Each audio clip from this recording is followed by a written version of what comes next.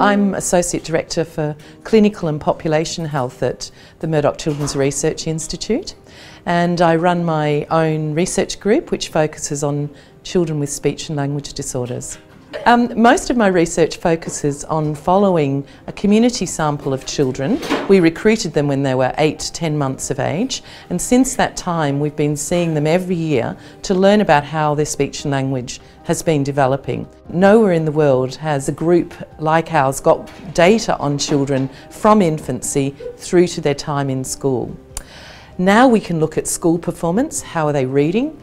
How are they doing with their maths? And how well are they developing from a social perspective? So what are their interactions like with other children? And find out if there are any key pointers in the children's very early lives that might predict what their outcomes are going to be. Well, children with speech problems, someone usually notices that because they can hear that they're not making their sounds properly.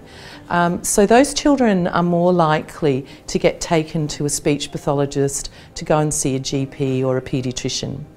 But when a child has a language problem, it's a little more subtle to identify very early on. Now, mums and dads are very good at picking this up, and often they bring that to the attention of a health professional, and that person will say, oh well, don't worry, we'll just watch and wait. Now, we know watching and waiting for some children is a good thing to do, but for others it's a really bad thing to do because you miss critical chances. When you're learning about maths and you're learning to read, it's all about language. It's all about what you understand. It's all about making sense of your world.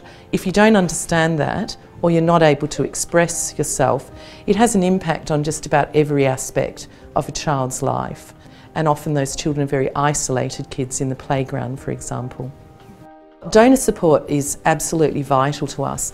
What that often does is help us in those very early stages to test out really exciting new things that we want to do. So sometimes they're risky things. They're things that grant bodies won't give us money for yet because there's not proof of concept.